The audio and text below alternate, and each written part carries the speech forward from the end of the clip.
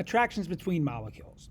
So intermolecular attractions are weaker than either ionic or covalent bonds. So van der Waals forces, the two weakest attractions between molecules collectively. Now, intermolecular forces. So we will list them from strongest to weakest. So number one, ion dipole. A positive metal cation is present, right? Positive and negative anions.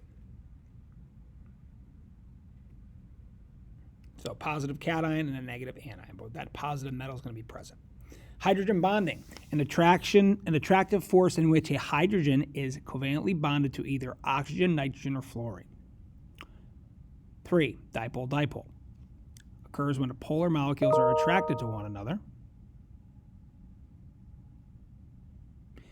Odd number of dipoles must be present. Dipoles will not cancel out. Dispersion forces, the weakest of all forces. They're present in every molecule. Even number of dipoles, they'll cancel out. The strength of dispersion forces generally increases as the number of electrons in a molecule increases. So I'll do an example of each here. Once again, got to draw our Lewis structures.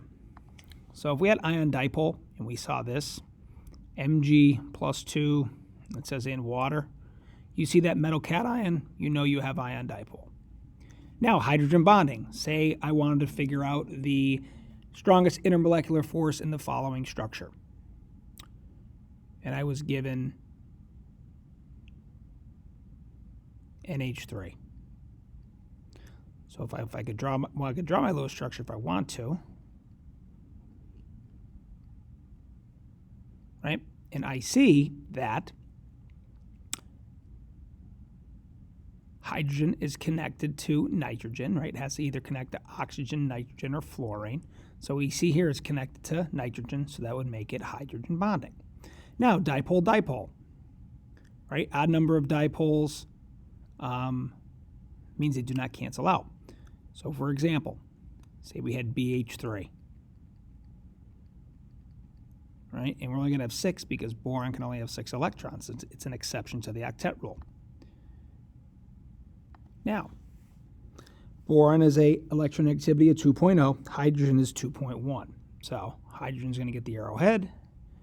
Boron's going to get the tail. We see here that this is A.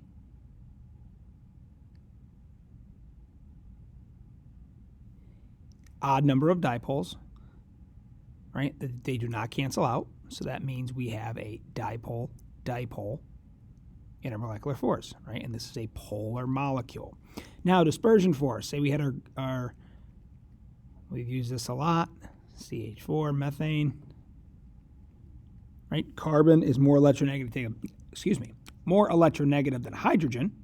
And I just erased everything. We'll do this again. So for the last one.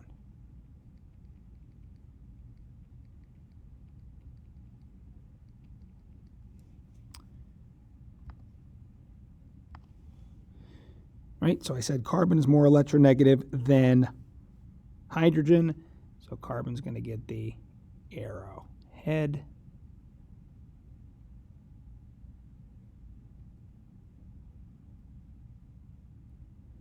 Okay, it's an even number of dipoles, so they're going to cancel out, and we have a nonpolar.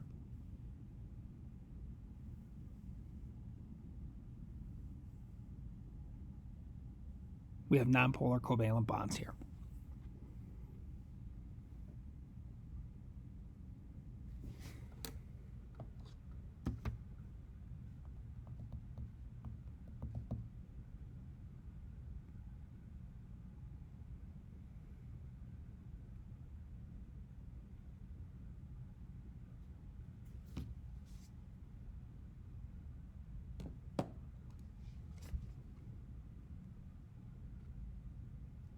And to do another example, we'll do one more for dipole-dipole.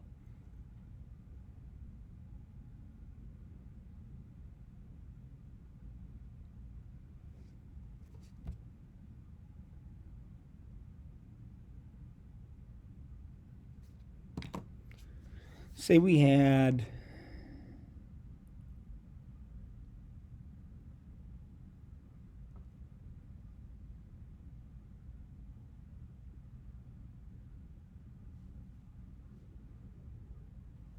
let's see.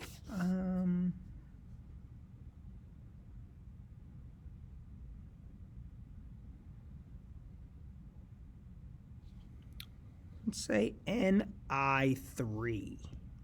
Ni3.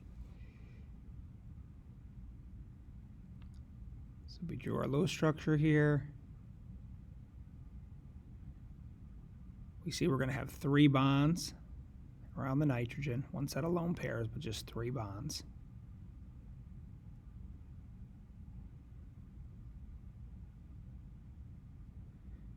Nitrogen has an electronegativity of 3.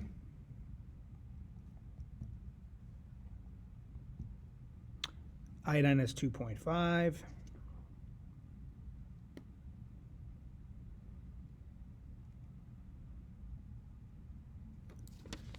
So if we drew our dipoles, we're going to have an odd number of dipoles.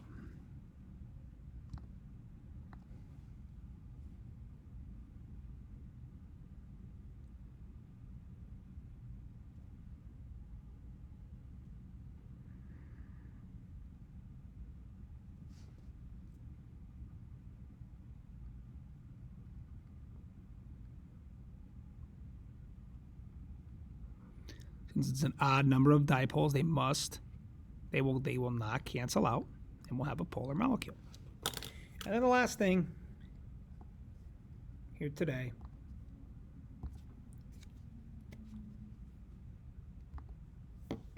network solids. So the melting and boiling points of most compounds composed of molecules are low compared with those of ionic compounds.